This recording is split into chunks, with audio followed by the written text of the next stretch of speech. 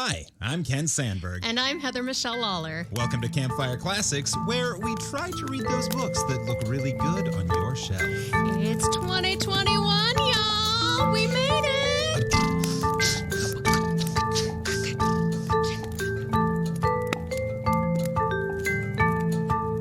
Ooh, I liked that jam. I think I am going to add beatboxing onto my list of skills that I don't have. Okay, I was like, are you going to add that to your resume? Because I think it's a little premature, but it's 2021, so maybe that can be a skill you get better at in 2021, or it can be a skill we just laugh about that neither of us are very good at. Yeah, well, okay, so they say it takes 10,000 hours to become a master at a thing. Yes. So if you were to work on a new skill for 40 hours a week, it would take you 250 weeks. So I could become a master beatboxer in 5 years if I decided to put my effort into that. You could. I mean, we have friends that are very good at it. I'm sure they'd give you some tips. A full-time job. Well, what else do we have to do? Hopefully something before 5 years from now. I hope so too, because I don't. You make a very eloquent point. I just had like a flash of my life if I'm like still like in this exact position in 5 years, and I'm like, no. I don't want to be chilling in my parents' house in my childhood bedroom in the room over your parents' garage in 5 years.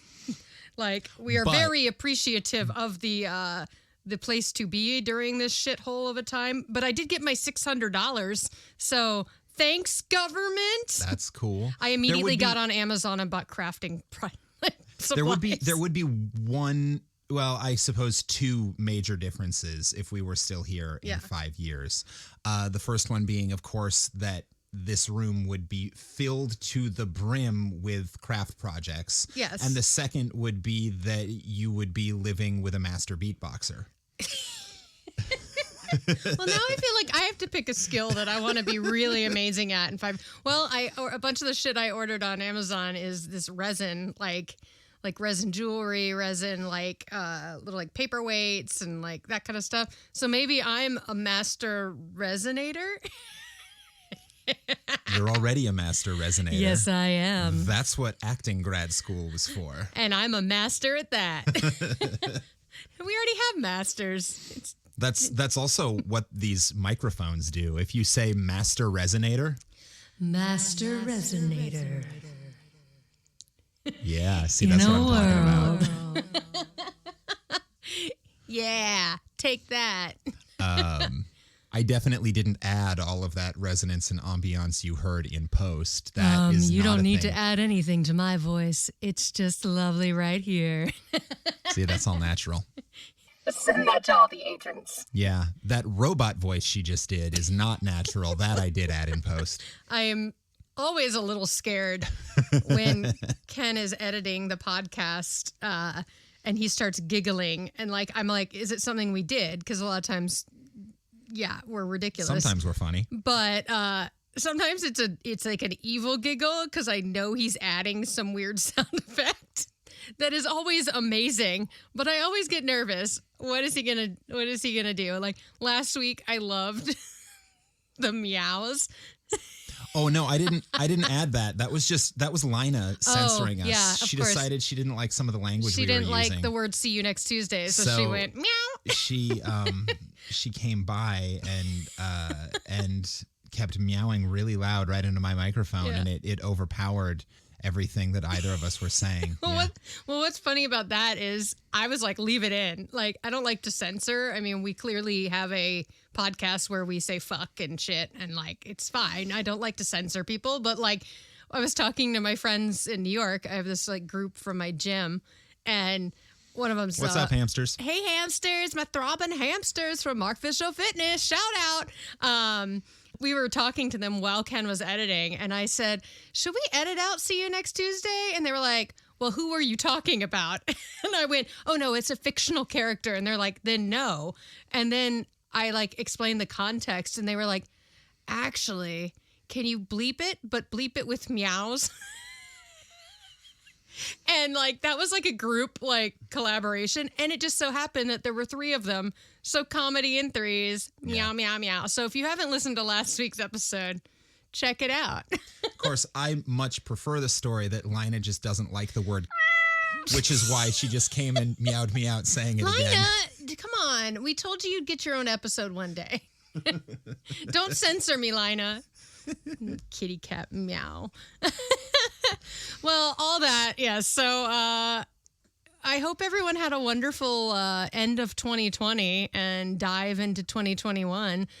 I did my traditional day after New Year's, like cleanse day. I basically like didn't do anything. Some people call it National Hangover Day, but I didn't really have a hangover. I was just kind of like, I don't want to do anything. Like slept in, watched an entire almost season of Project Runway, and you know, took a bath. And that all sounds like time well spent. It was my, I always call the first like my gap day. It's like you got to have 24 hours between the years before you can really start the new one. So today's been very proactive. That's fair. I guess that's the same concept as taking a gap year after high school. Yes.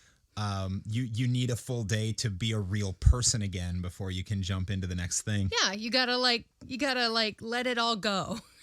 So I hope everyone had a successful one. And this episode actually comes out on the 5th, which is the Georgia runoff. So if you are in Georgia, go vote. Or if you've already voted, thank you. Vote blue. This is very important. This is actually, it's the kind of thing where these runoff elections are often kind of boring. We already know what the result is going to be, or maybe it doesn't matter that much. But in this case, we don't know because I know you can only trust polling so far. Yeah. But the polls do have it much closer than anyone ever expected. Yeah. And the makeup of the Senate does kind of hang in the balance. This would get Mitch McConnell the fuck out of his position. I am sick of watching that turtle ass like bitch hole just decide everything for all of us. You do make a fair point, although I will say I never get tired of watching turtle asses.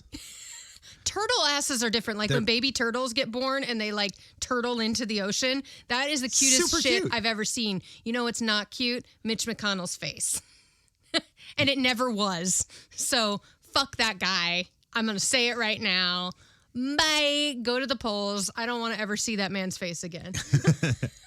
All right, so we actually have a lot to accomplish this episode. Oh. Because first things first, if you listen really closely. What's happening?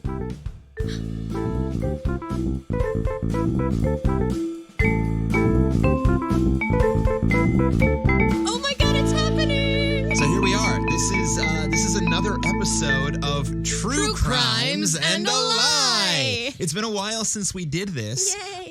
But I thought it'd be fun to bring it back in the new year. For those of you who are not familiar, True Crimes and a Lie is our game show within a podcast. I am going to read an overview or synopses or summary of 3 crimes that have taken place. 2 of them actually happened, and one of them is the plot to a story, a novel, a movie, a fictional video game, something fictional. And it is Heather's job to try to figure out which one was the fake crime and which ones were real. And for added bonus, can she guess the theme? So we very much encourage you to play along at home. Heather has been doing quite well lately. She's got a really good record. And I'm 2-1, right? I think you're two wins and 1 loss. 2-1, yep. But you've also picked up all of the bonus points for guessing the theme. I have. Usually before you're done. Usually before I'm done. I'm guessing you're definitely going to pick up the theme. Okay, let's find out. Let's we'll play along with me at home. Get it? True Crimes and a Lie. It's 2 Two truths and a lie. And a lie. True crimes. I'm just making sure people get our ridiculousness. So before I begin, spoiler alert for not only a crime story that you might hear on a true crime podcast, but also potentially for other pop culture things that I might reference in the following section. Also, I am avoiding the use of proper names as much as possible to avoid tipping Heather or you, the listener, off with a name that you might recognize either from a book or movie or, of course, from the news. Like when we had the Halloween one and Michael Myers was the guy, so he just said, giveaway. This man. Yeah. Which I appreciate, because I still have not seen Halloween, by the way, but I would have known who that was. All right, so let's do it. We begin with a man we'll call W. Okay. Who was raised in a religiously conservative family. In fact, he referred to his mother as a fanatic. He became known as the Vampire King. He and his wife, whom he married when she was 15, had several children together. They lived in abandoned homes and other non-traditional housing. The Vampire King homeschooled his children, reading to them from his own handwritten Bible, which focused on Jesus as a vampire. What the actual... His children were taught to be prepared for Armageddon. His daughters and nieces were not allowed contact with their male siblings and cousins or with their mother. He also ended up having children with his own children. Oh, God. Well, of course. Oh, my God. Eventually, members of his extended family, led by two nieces who had rebelled against the cult and escaped, tracked him down, contacted authorities, and demanded that the children be released. When they got inside, his 9 children that were home at the time were found dead in a room full of antique coffins. There were children who were not home at the time who survived. Oh, my God. He was captured, convicted, and put to death. Oh, my God. I hope that's fictional. I hope that's fictional. Story number 2. This one flips the script a little. It feels a little bit more like a Salem witch trials situation. So McCarthyism. A wealthy man who we'll call Mr. C returned from an overseas trip. Can I call him Mr. See you next Tuesday? You can if you want. Fabulous. Yes. So he, Mr. Meow, returned from an overseas trip with a new wife who we'll call Mrs. Meow. So glad there's 2 of them now. She was almost immediately mistrusted by his friends and neighbors because she was a stranger, she was a foreigner, etc. Okay. Particularly mistrusted by the mother of Mr. C's illegitimate son. Okay. Mr. C. So his ex. His ex, yeah. Mr. C got sick, and Mrs. C was accused of poisoning him. When no poison was found, Mr. C's baby mama accused Mr. C of causing the sickness through her powers as a vampire. When Mr. C's son died, that sealed the deal. Mrs. C was abducted by a mob, tied up, and brought to a pit where the plan was to throw her into the pit and kill her. Holy. By the time the authorities caught up to the mob en route to the pit, she had already suffocated to death because they'd put like a bag over her head to keep her from seeing where they were going. So they did plastic, not paper. When medical examiners determined that both Mr. C's sickness and his son's death were completely not vampire related. You think? The people of the mob were charged with murder, or at least the ones they could track down. The woman whose son had died was found dead, presumably by suicide, before she had a chance to stand trial. One member of the mob ended up going to prison and lived the rest of his life believing that he had rid the world of a vampire. Oh my God. Okay, so the theme is vampires. Correct. which I was not expecting. So, because 2 of these are true. All right. Third story. Okay. Shortly after being discharged from the military for psychological issues, a man that we'll call H began a life of petty crime. He spent some time, as you do, he spent some time in prison for larceny, embezzlement, and assault. After his release, he became a police informant, snitching on members of the criminal underworld, setting himself up as a fence and then informing law enforcement, often staging his own arrest so that the criminals would still trust him. Oh, he was like, he was in deep. Yeah. Yeah. So he was super clever. I have a feeling snitches are going to get stitches. He became suspected of the disappearances of several young men. Oh. But could not be formally accused of anything since no bodies were found. Oh, God. Eventually, human remains were found along... Human remains? Human... It's like they only found their hair? They only found their hair. Eventually, human remains were found along a nearby river. It was determined that the victims, or at least those of whom this kind of physical evidence was still available, were bitten on the neck. Oh, my God. Strangled and dismembered before disposal. Oh, my God. H was arrested after a boy told police that he had been H's prisoner for several days. It was discovered H was responsible for at least 24 deaths, all boys and young men, though before he was eventually killed for his crimes, he confessed to having murdered between 50 and 70. And he said that if he wasn't stopped, he would certainly kill again. Oh my God. What the actual... These are all... they're always twisted. This one's specifically twisted because they're all vampires. So, yep. I don't think of reality and vampires. So I'm like, oh God, which one's...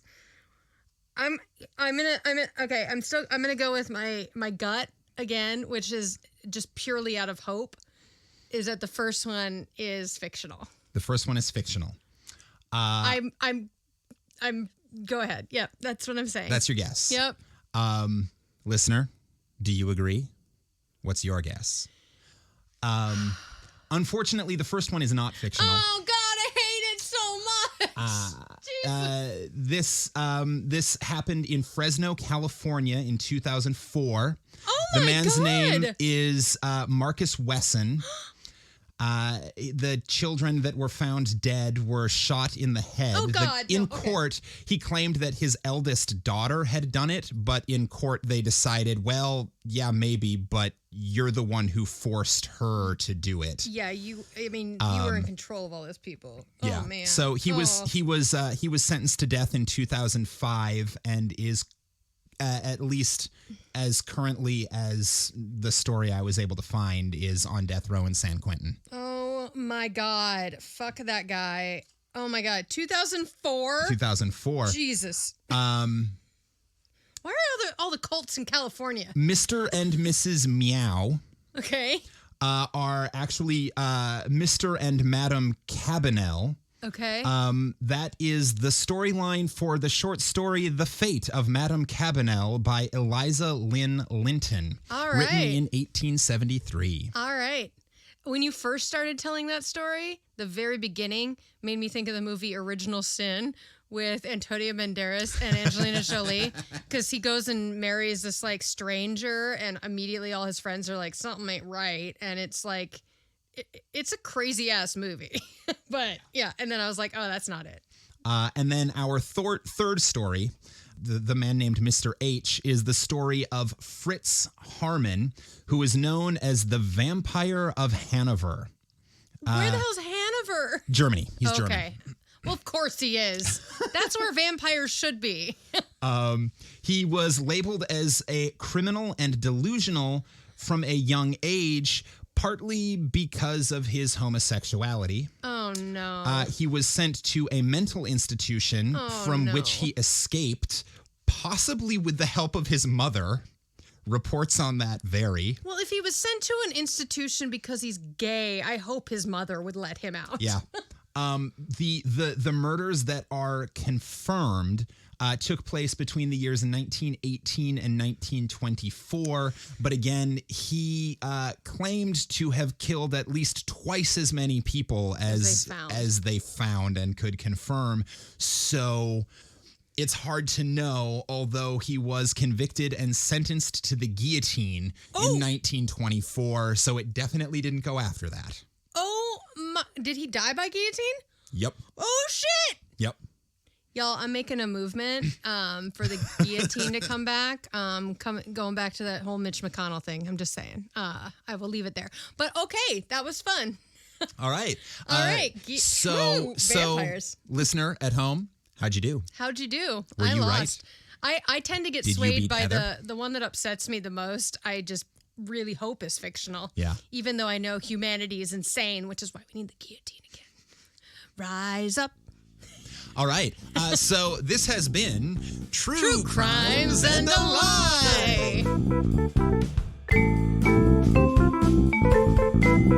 Yay, I missed that. Yeah. I missed that one. It's a good segment.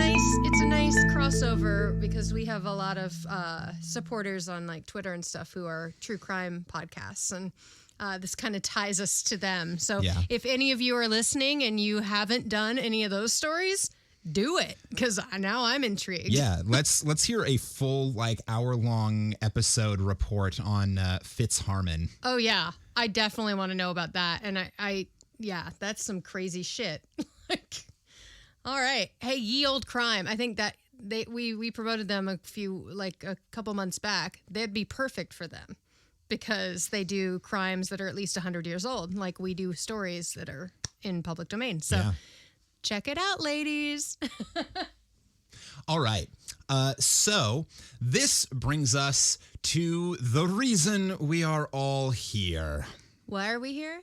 You found out why we're all here? We're all here to read stories. Oh, I thought you meant in the grander scheme of things. That is what I meant. We are all here to read stories. We are all here to read and tell stories. We're just here to tell stories. That is what life is for. I mean, it's giving us a purpose. Yeah. So, yeah. All right. So today we're going back to our long-standing tradition of fun facts being all about the author. Yay. Something we seem to have gotten away from recently. Yeah, because we've doubled up on authors. Yeah, so but find something else fun to do. I'm doing this because this is an author we haven't read before. Newbie. So notes come from the Dictionary of Australian Biography. Oh shit! The book Tales from a Gaslit Graveyard, and as always, Wikipedia. Oh shit. Is he Australian? She Australian? So James Hume Nisbet was born on August 8th, 1849 in Stirling, Scotland. Okay. But there is an Australia connection. Oh, I have no doubt. A significant one. He'd get in trouble and he'd get put in prison. So he was born in Scotland. He received special artistic training and education under the Reverend Dr. Colorus. That's not a P. There's just a little smudge on my screen. Colrus, who later ended up working at Bristol College. Okay. And he was there up until the age of 15. At 16, he moved to Australia and stayed there for about 7 years. Just because he was like, I'm going to check it out. Yeah. I mean, I did that for a year. It's pretty great. Hey, Australia. So during his 7 years in Australia, he traveled around. He hit Tasmania, New Zealand, and the South Sea Islands. And he spent that time painting, sketching, writing poetry and stories, and making notes for what would become his future works. God, I wish I was independently wealthy. Right? Must be nice. I wish I was independently a Scottish lord. Fuck. Just travel around for 7 years and be like, Yep. Meh. Make art. He also spent 1 year of that period acquiring new theatrical experience in the Theatre Royal at Melbourne. Oh. under actor Melbourne. Under actor Richard Stewart. Okay. Nisbet returned. I have 2 friends there in Melbourne. Oh, what's up, Melbourne? Hey. You listening? You should be. It's Brooke and Davey from the ship. Hi, guys. Hey, Brooke and Davey, if you're listening, and you fucking better be. What's up? Say hi. I love you guys. So Nisbet returned to London in 1872 and spent time studying and copying pictures in the National Gallery and in South Kensington. At the end of the next year, he went back to Scotland to become a painter full-time and only writing occasionally when he got bored or ran out of things to paint. Life's hard. For 8 years, he was art master of the Watt Institution of School and Art in Edinburgh. Damn, so he's good. He went back to Australia and New Guinea again during 1886 and again to Australia in 1895. That's a long trip back then. Yep. You did not get on an 18-hour plane, which is long as hell. You were on a ship, well, multiple ships. Like holy crap. So that's you can a tell long he's journey. super jamming on Australia. He loves Australia. From Scotland to Australia, that's not an easy journey. And though I've never been, from everything I've heard, fair enough, Australia's pretty damn cool. It's fucking banging, y'all. Once quarantine shit's done, I highly recommend a visit. It is amazing. For all of his studying and work and time commitment, he never really reached the level of success as an artist that he hoped for, and he wrote about how bitter that made him in one of his books, Where Art Begins, which he published in 1892. I think every artist needs to read that book because I'm going to guess it's very similar to what most artists feel. Probably. Even highly successful ones, because you never reach as much as you want. So eventually he realized that success as an artist was never really going to come, and he turned back to writing. He produced many volumes of verse, books on art, and fiction. Several of his novels were influenced by his time in Australia, and his thrillers in particular are often set in the outback. Ooh. Many of his volumes are collections of ghost stories, a theme that is weirdly common among the writers we choose. I think it's because, like, back then, the paranormal and, like, superstition of that was super, like, that was, like, I mean, the Ghost Club and stuff. I mean, this was mainstream, and this was before a lot of science, like deep dives into science. So, like, I still believe in ghosts and paranormal, like, but some people are like, that couldn't happen. But like, I feel like the fantastical was so much more alive then because there wasn't television, there wasn't all these other things. So you had to, like, come up with these, like, fantastical things that were... Well, and it seems for a while, alien abduction stories took over the role that ghost stories had. Like although the 50s and stuff. Yeah, that didn't seem to... I've seen some pretty crazy alien stories on, like, what was that show we were watching? I think that was Unsolved Mysteries, wasn't it? Holy crap, that one was kooky. But I think those alien abduction stories tend to much more quickly be like, nah, dude, you're crazy. Like, nah, that was a weather balloon. Yeah. Or, nah, that was, you did too much acid last night kind of thing. Yeah. How drunk are you right now? Anyway, Nisbet did eventually move back to London. He became a member of the Yorick Club London, which was a club, sort of a social club for artists and literary types that was first set up in Melbourne. And then the London branch opened, and he was part of that. And he died in Eastbourne, Sussex, England in 1923. All right. So that is Hume Nisbet. Hume Nisbet. Nope. Hume Nisbet. Hume Nisbet. Nisbet. It's N-I, not N-E. I keep trying to make him Nesbit, and he's Nisbet. It's Nisbet. Nisbet. Hume Nisbet. Hume. I've never heard that name actually used except in Lost. Right, Desmond Hume. And even there it's a last name. And that's a last name. So today you will be reading from Hume Nisbet, The Vampire Maid. It's vampires. themed. Yep. The whole thing is. Okay. All right, let's start this fire. Let's start it. The Vampire Maid by Hume Nisbet. It was the exact kind of abode that I had been looking after for weeks, for I was in that condition of mind when absolute renunciation of society was a necessity. Been there, dude. Yeah, right? I had become diffident? D-I-F-F-I-D-E-N-T. Diffident. Modest or shy because of a lack of self-confidence. Aww. Oh, we've all been there, too. We've all wanted to get away. This guy's fed up with society and feeling kind of... defeated and low self-esteem. Kind of low self-esteem. Aww. Poor little puppy. Oh, no. I had been diffident of myself and wearied of my kind. A strange unrest was in my blood, a barren dearth in my brains. Familiar objects and faces had grown distasteful to me. I wanted to be alone. So he's got depression and he needs some serious Zoloft. I got you, bro. Come get your Zoloft from Heather. Wait, is he gonna go out into the Australian outback? Because you can get real alone out there. I don't want him to go actually be alone, because take some personal time, but don't go into the outback. You're gonna run into a vampire, I'm guessing. Well, yeah. This is the mood which comes upon every sensitive and artistic mind when the possessor has been overworked or living too long in one groove. That is the best Holy crap. fucking sentence we have read on this entire podcast. That sentence is phenomenal.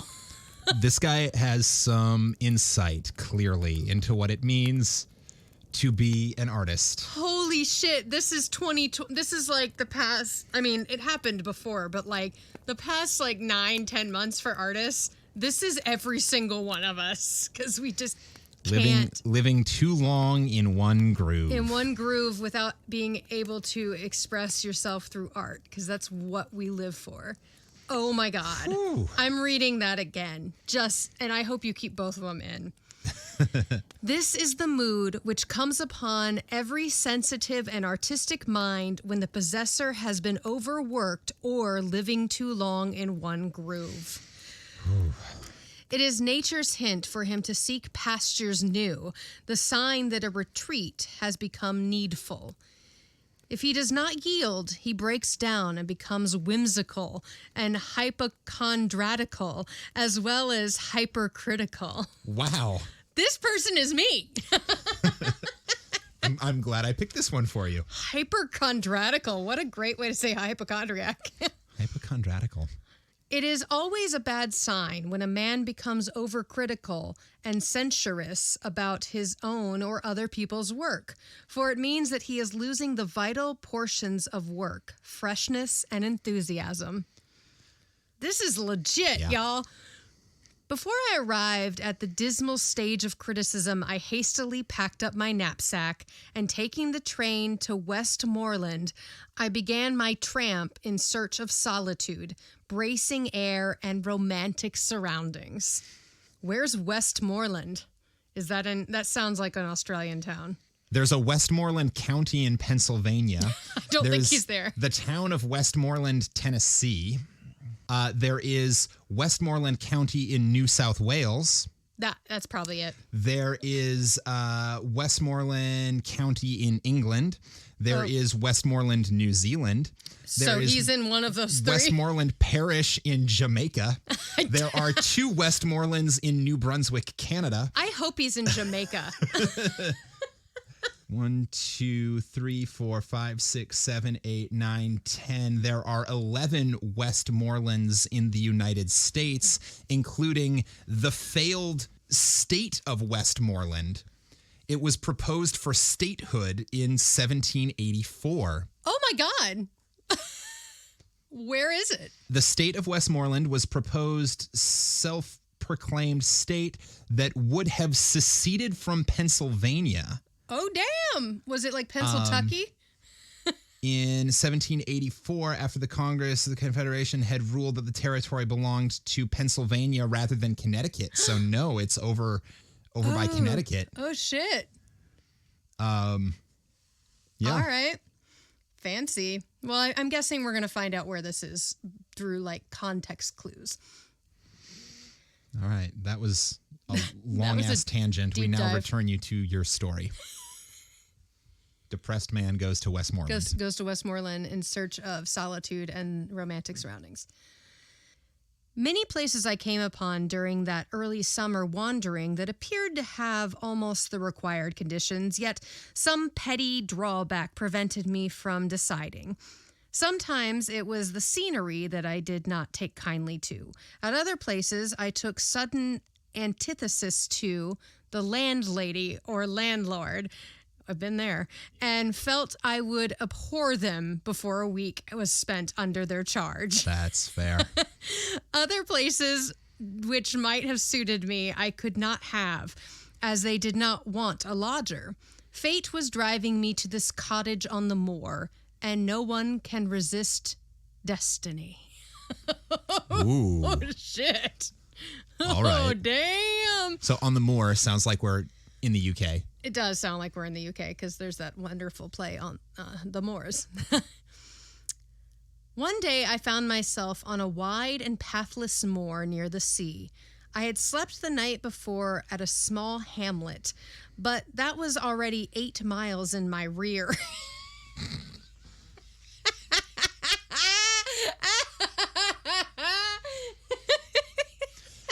Damn, that's a long way in your butt. It's a perfectly lovely phrase if you don't have the mind of a 10-year-old boy. Which is always me, by the way. I still blame Beavis and Butthead for everything is wrong in my life. I blame Beavis and Butthead for everything. All right, sorry. Let's get back to his rear. I had slept that night before at a small hamlet, but that was already 8 miles in my... We don't get to move on until you get through it once without laughing. It was actually funnier the second time because I knew it was coming. Take 3. Dear listener, at the moment she's laughing so hard that she can't breathe. I may be stepping away from the mic momentarily to check on her. I'm a little bit worried about her getting enough oxygen to finish the story. Oh, that's dangerous. She's drinking now. No, I'm trying to go. It's not even that funny. I just needed to laugh that hard at something. One day I found myself on a wide and pathless moor near the sea. I had slept the night before at a small hamlet, but that was already 8 miles in my rear.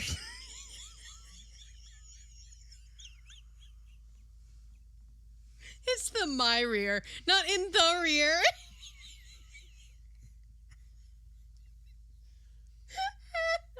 What if you just say that was already 8 miles behind me? No, I'm gonna get through it. I'm a fucking professional.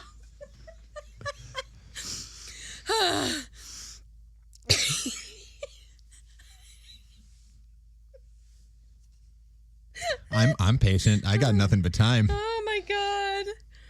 Holy shit. Okay. If I haven't edited all of this out, our listeners probably getting really like, bored. We're out of here now. Okay. I It's love just you all. a butt joke. What's so funny? Butt jokes are hilarious. I had slept the night before at a small hamlet, but that was already 8 miles in my rear. And since I had turned my back upon it, I had not seen any signs of humanity. I was alone with a fair sky above me, a balmy ozone-filled wind blowing over the stony and heather-clad mounds, and nothing to disturb my meditation. Heather-clad mounds. Heather-clad mounds! So, my boobs. 8 miles in your rear with your heather-clad mounds. Oh no. Oh no. Heather-clad mounds, is that I think that would be the name of your sex tape. Jesus. All right. Heather-clad mounds. And nothing to disturb my meditations.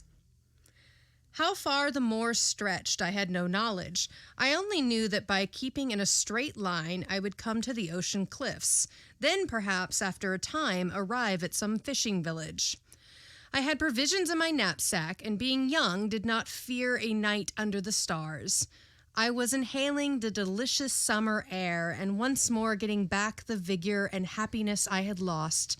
My city-dried brains were again becoming juicy.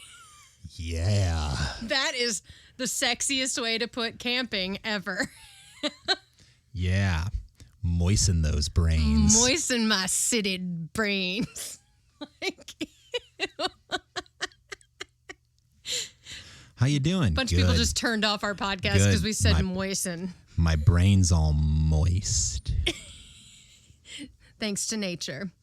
Nature makes me wet. Thus, hour after hour slid past me with the paces, until I had covered about 15 miles since morning, when I saw before me in the distance a solitary stone-built cottage with roughly slated roof. I'll camp here if possible, I said to myself as I quickened my steps towards it. To one in search of a quiet, free life, nothing could have possibly been more suitable than this cottage.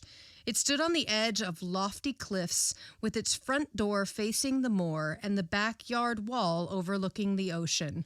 The sound of the dancing waves struck upon my ears like a lullaby as I drew near. How they would thunder when the autumn gales came on and the seabirds fled shrieking to the shelter of sieges. I want to go there. Holy shit. Yeah, right? Except for the vampire that almost certainly lives there. Well, yeah, there's definitely a vampire living here or something. Still.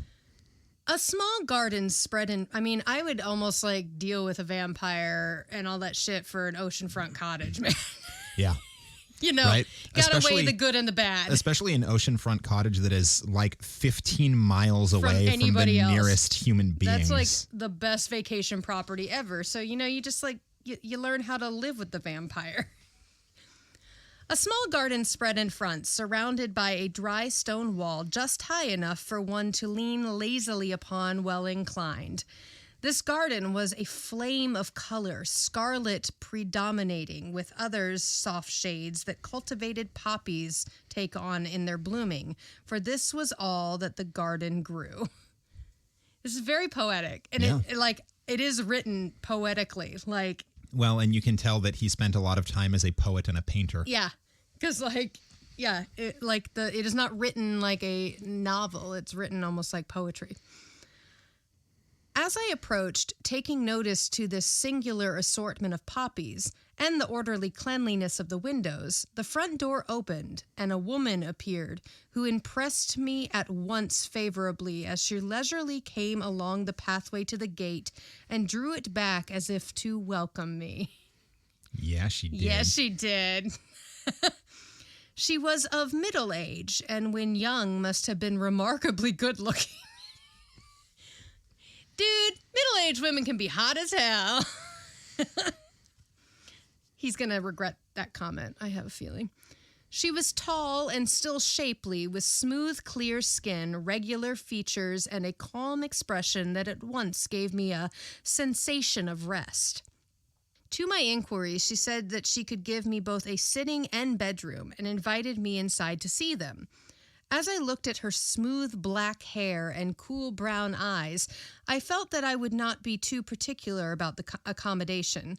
With such a landlady, I was sure to find what I was after here. Wow, I thought he was after solitude. I think he into it. He's like, she's very intriguing.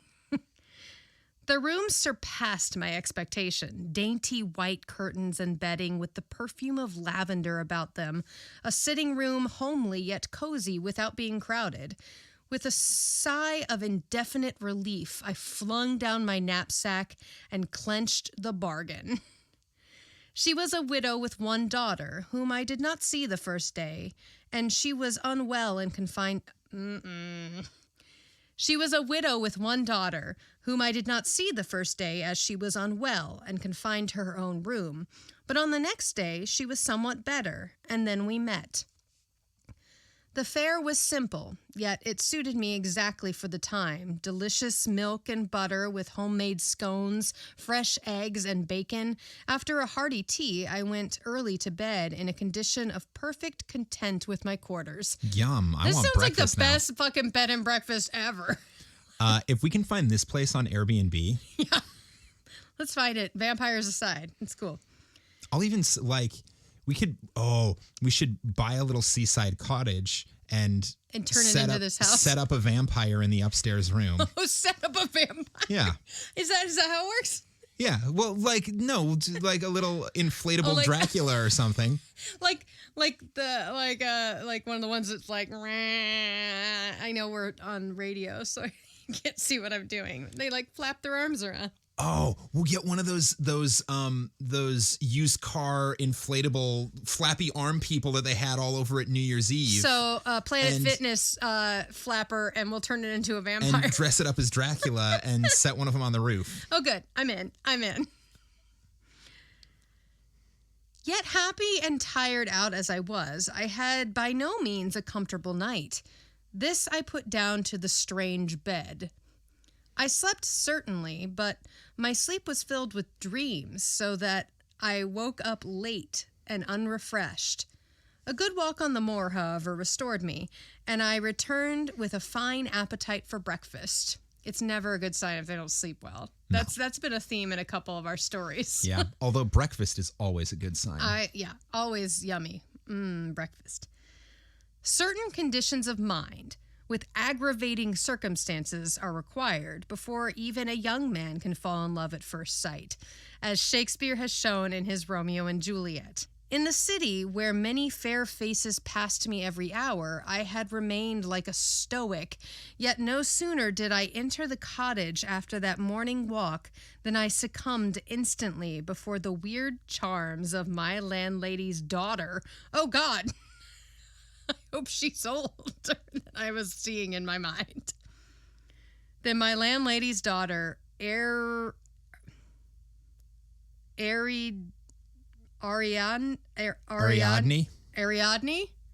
What's that?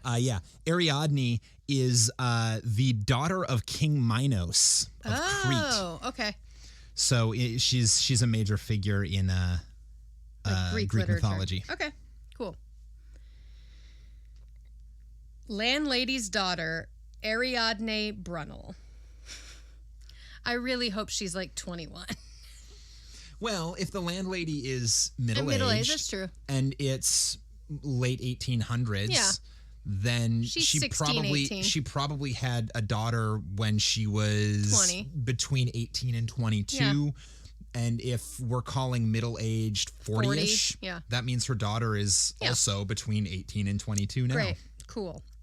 When he first said she had a daughter who was sick in bed, I imagined a 7-year-old, because which would definitely make falling in love with her creepier. Really, really creepy. So cut all that out. Anyway, she was somewhat better this morning and able to meet me at breakfast, for we all had our meals together while I was their lodger. Ariadne was not beautiful in the strictly classical sense, her complexion being too lively white and her expression too set to be quite pleasant at first sight. Yet, as her mother had informed me, she had been ill for some time, which accounted for that defect. Her features were not regular. Her hair and eyes seemed too black with that strangely white skin, and her lips too red for any except the decadent harmonies of an Aubrey Beardsley. So she's Wednesday Addams. Yes. Or possibly Morticia. Very Morticia. Wednesday when she grows up. Yeah. Because she absolutely turns into her mother. Okay, so she's the vampire. Yeah.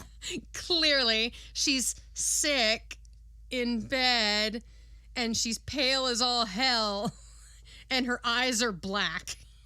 That's a vampire, yo. And you're very, drawn to her. It's not. Oh, yeah. It's not going to end up well. Yet my fantastic dreams of the preceding night with my morning walk had prepared me to be enthralled by this modern poster-like invalid. The loneliness of the moor with the singing of the ocean had gripped my heart with a wistful longing. The incongruity of those flaunting and evanescent poppy flowers, dashing the giddy tints in the face of that sober heath, touched me with a shiver as I approached the cottage, and lastly, that weird embodiment of startling contrasts completed my subjection. Damn!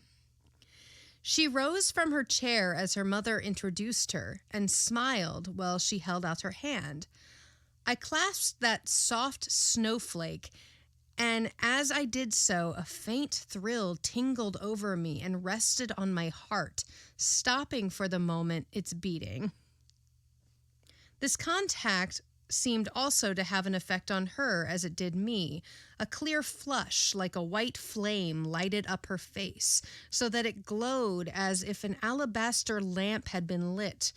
Her black eyes became softer and more humid as our glances crossed, and her scarlet lips grew moist. We said it before it even came up. Moist like my brain. Moist like my scarlet lips and my brain because I'm out of the city. She was a living woman now, while before she had seemed half a corpse. She permitted her white, slender hand to remain in mine longer than most people do at an introduction, and then she slowly withdrew it, still regarding me with steadfast eyes for a second or two afterwards. Fathomless, velvety eyes these were, yet before they were shifted from mine, they appeared to have absorbed all my willpower and made me her abject slave. Damn, this girl's got moves. That's like when you're at a bar and you like linger your eye contact a little longer in the hopes that they'll come over and talk to you or something. That's the moves, girl. Yeah, she would do well in the New York bar scene. Yes, she would. But he wouldn't have noticed her there because he was so like, in the city. He had to go to the country to really like take her in. Oh yeah, fair point. Maybe she's only good at the local tavern. So she'd do well at the Scranton bar scene. The Scranton bar scene. Or like the bar that What's-His-Face goes in Love Actually and like all the hot girls are there. Any bar in Wisconsin. Any bar in Wisconsin. Yep. They looked like deep, dark pools of clear water, yet they filled me with fire and deprived me of strength. I sank into my chair almost as languidly as I had risen from my bed that morning. Damn. Yet I made a good breakfast, and although she hardly tasted anything, this strange girl rose much refreshed and with a slight glow of color on her cheeks, which improved her so greatly that she appeared younger and almost beautiful. So he cooked her such a good breakfast, she like warmed up. Yeah, even though she didn't eat it. Apparently. It just got her excited to... Yeah, she just, because vampires can't eat real food. That is a real thing. Or at least they don't need to. Depends on whose mythology you're reading. Yeah. Dear listener, if you check into an Airbnb and your host shakes your hand and all of a sudden you want to be their slave, get the fuck out of there. Run very fast. And then please leave a review on Airbnb so other people don't go there. Thanks.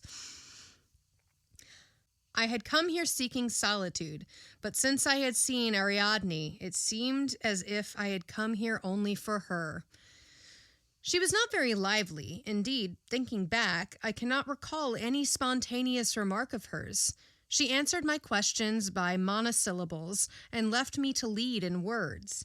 Yet she was insinuating and appeared to lead my thoughts in her direction and speak to me with her eyes. I cannot describe her minutely. Yeah. Cannot describe her minutely. Can't describe her in detail. Yeah. I cannot, even though he's given quite a bit of detail, I cannot describe her minutely. I only know that from the first glance and touch she gave me, I was bewitched and could think of nothing else. It was a rapid, distracting, and devouring infatuation that possessed me. All day long, I followed her about like a dog. Every night, I dreamed of that white, glowing face, those steadfast black eyes, those moist, scarlet lips. And each morning, I rose more languid than I had been the day before.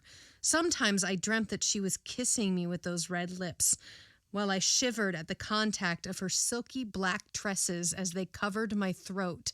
Sometimes that we were floating in the air, her arms around me and her long hair enveloping us both like an inky cloud while I lay supine and helpless. Yeah, A, those aren't dreams. B, those aren't kisses. No. You getting nibbled, baby. You getting nibbled real good. Moist nibbles. She went with me after breakfast on the first day to the moor, and before we came back, I had spoken my love and received her assent. That was quick. Damn. How many days was this? He said on the first morning. Jesus Christ. She works fast. Whew. She went with me after breakfast on the first day to the moor, and before we came back, I had spoken my love and received her assent. I held her in my arms and had taken her kisses in answers to mine, nor did I think it strange that all this had happened so quickly. She was mine, or rather, I was hers, without a pause. I told her it was fate that had sent me to her, for I had no doubts about my love, and she replied that I had restored her to life. If you like it, then you should put her ring on it. Well, I think he's gonna try, and then he's gonna be with her for a very long time. Although he is talking in the past tense, so I wonder if he's... yeah, we're about to find out. I know, I had that same thought when he was like, I remember. I was like, oh, okay, so did he get away, or is he a vampire? Acting upon Ariadne's advice, and also from a natural shyness, I did not inform her mother how quickly matters had progressed between us. Well, shit. I think Mama needs to know. I think Mama would have some objections. She probably would, although in fairness, if you tell Mama, you probably don't have a place to sleep tonight. Yeah, that's true. He's like, I don't want to scare her away. I did not inform her mother how quickly matters had progressed between us. Yet, although we both acted as circumspectly as possible, I had no doubt Mrs. Brunel could see how engrossed we were in each other. Lovers are not unlike ostriches in their modes of concealment.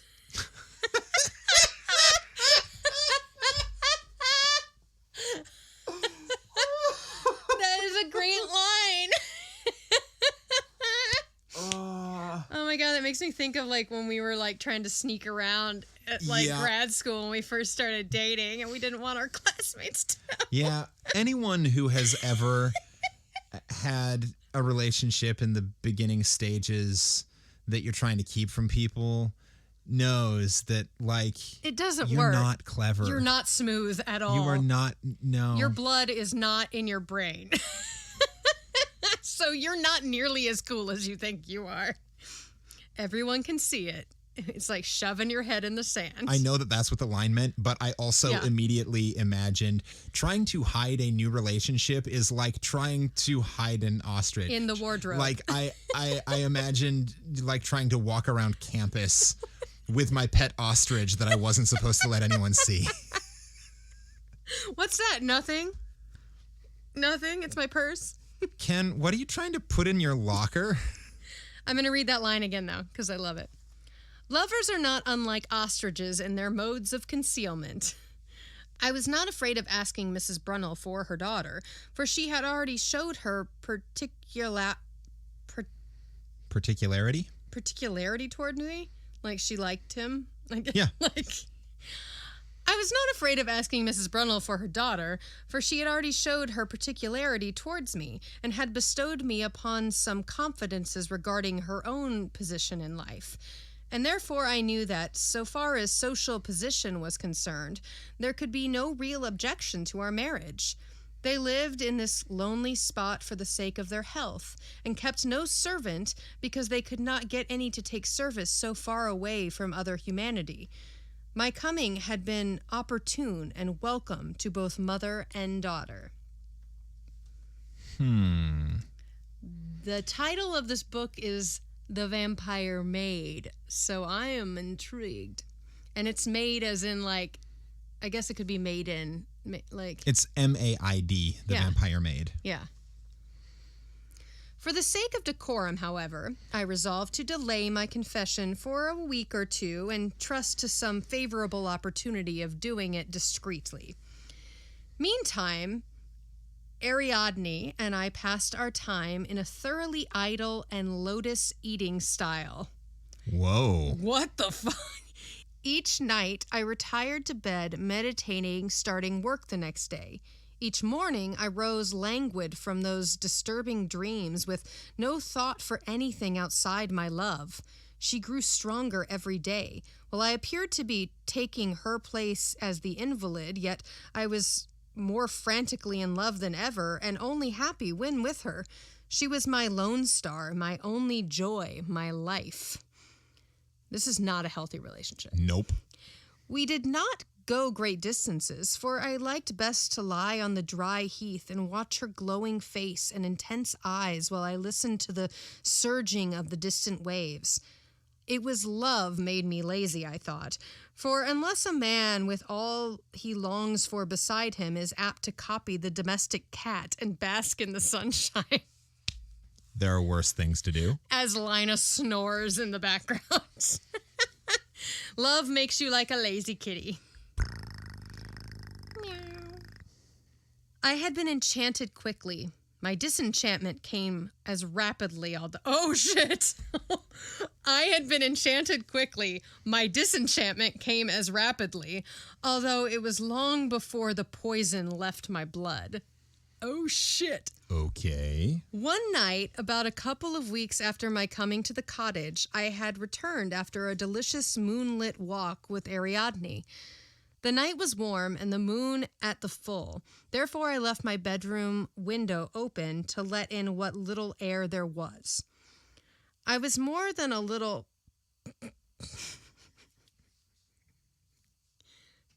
All right, I'm going to say the word, and then we're gonna define it, okay?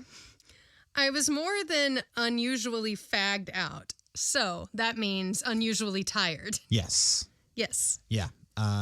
Just don't use that word anymore. Very tired or exhausted by hard work or physical exercise. Unless you're Jesse Luttrell, you're not allowed to use that word. So that I had only strength enough to remove my boots and coat before I flung myself wearily on the coverlet and fell almost instantly asleep without tasting the nightcap draught that was constantly placed on the table. Uh-oh. Oh, they've been giving him like vampire juice or something. I don't know. They leave him a nightcap, but it's drugged. It's drugged as fuck. It helps make his brain moist.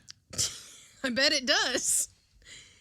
Damn. And which I had always drained thirstily. So up until this night, he had drunk this mysterious liquid left by his bedside table. Okay. Which zonks him the hell out. Yep.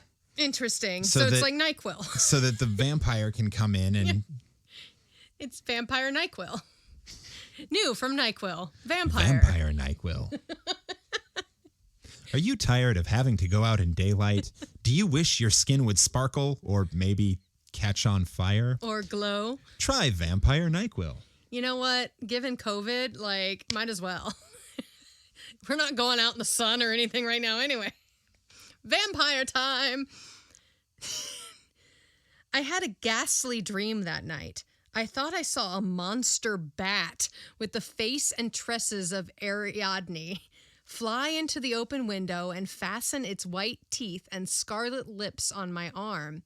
I tried to beat the horror away, but could not, for I seemed chained down and thralled almost with drowsy delight at the beast sucking my blood with a gruesome rapture.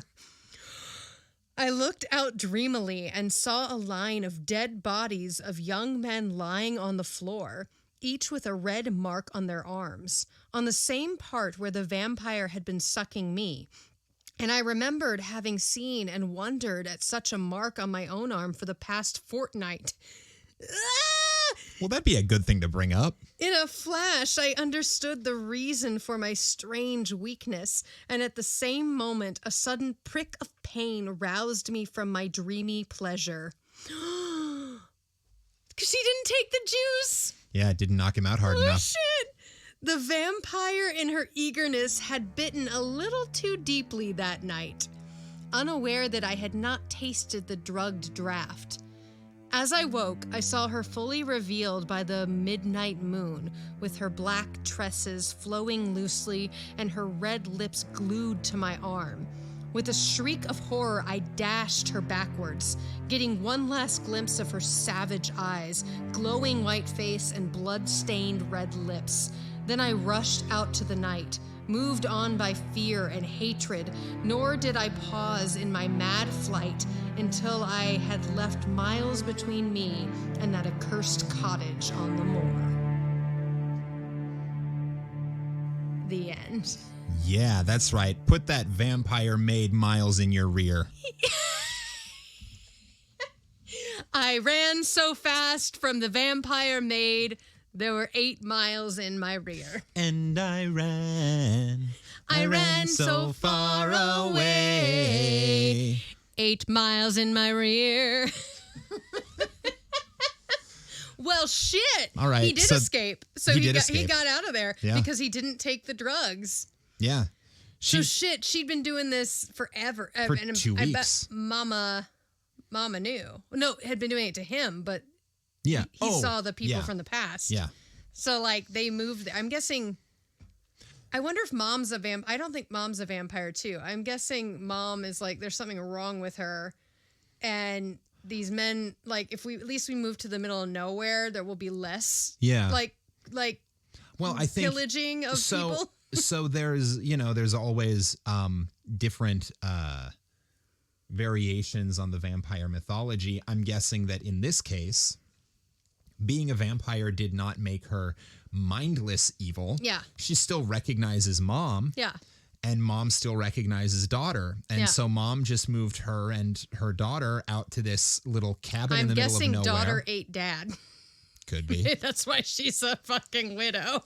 Oh, she did say widow, didn't she? Yes, she did. Yep. Ariadne Brunel. Ate dad. Oh, man.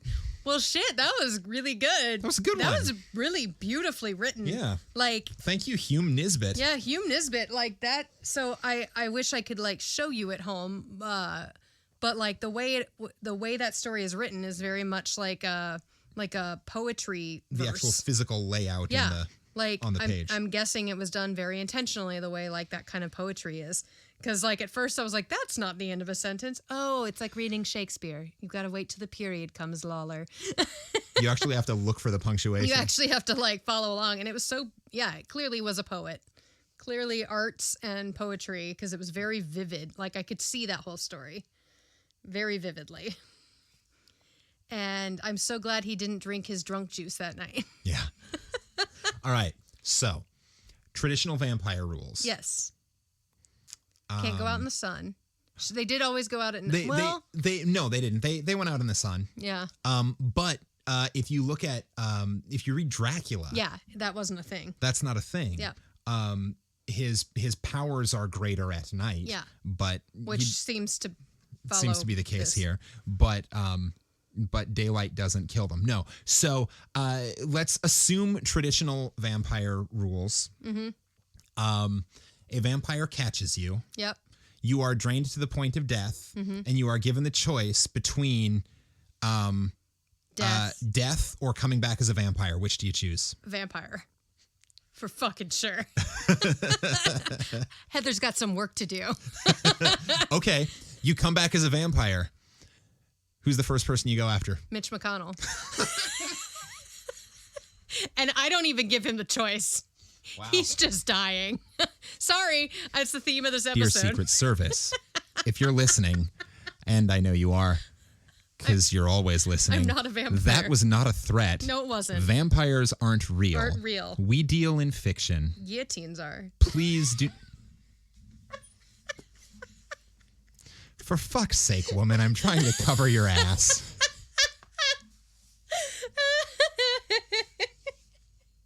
This is why I get blocked on Twitter. Not blocked. I get put in Twitter jail sometimes. I have opinions. I am a strong woman. Yes, but Secret Service, it's all in fun. Jeebus. Turtle, doo beep beep. But yeah. See, that's the thing. I don't. Who would yours be? Who would if you became? First of all, would you choose death or vampire? Vampire. So who would you go for first? I don't know. To be honest, I'd probably come for you first. Oh. Because then we could vampire together. Cool. Yeah. So okay. So that's I guess that's the first. Like, thank you. Who's the first person I would just straight up kill? Yeah. But like, who would I want to turn into my vampire posse? Like, as in what's that show? In the shadow. What We Do in the Shadows. What We Do in the Shadows. Like, I would absolutely like go find some great people that I love and be like, I'm a vampire now. Would you like to be in my forever vampire posse? And I would find a mansion, like What We Do in the Shadows. Like, I like it. Yeah. Because there's a couple in that one, like that have been a couple like for like 300 years. 200 years or something, yeah. Yeah. That's funny. Yep. So yeah, I'm trying to think. Like, I feel like I would avoid people that I know, and realistically, I would probably avoid the vampiric death of any people of celebrity or highly important political status, because I don't want to draw attention to my vampire existence. I love that this conversation is happening because vampires aren't real. If you believe vampires are real, you write into us and tell us why you believe vampires are real. But we all did get COVID from a bat, so maybe it is real. 2021, y'all. Get your bingo cards ready. Is 2021 the year America... vampire? The year America turns into a nation of vampires. Discuss. Stay tuned. Find out. That got weird. That got super weird. I liked it. All right. So that was fabulous.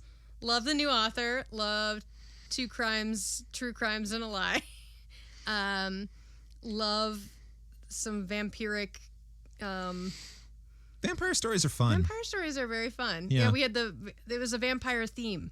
Yeah. This entire episode. Yeah. So I appreciated that. That was a good. I almost the one story that was a lie in True Crimes and a Lie. I almost selected that as the story you were going to read. Oh, but it's just a little long. It's long. Yeah, okay. It would have been a very lengthy episode. Yeah. It was like 7,500 or something. Yeah.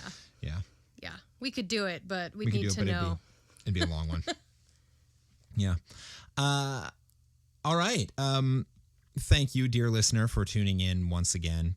Yeah. This has been delightful. Absolutely wonderful.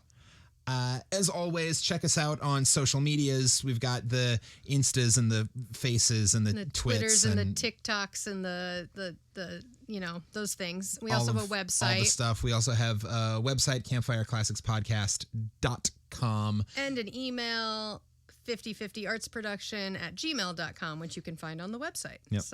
So come say hi, hang out, make story suggestions, or just say hi. Or just be like, sup. That's cool too. Yeah, I love it. All right. Cool. Happy 2021. Happy 2021. Until next Tuesday, this has been Campfire Classics, where we try to read those books that look really good on your shelf. I hope 2021 puts 8 miles in your rear.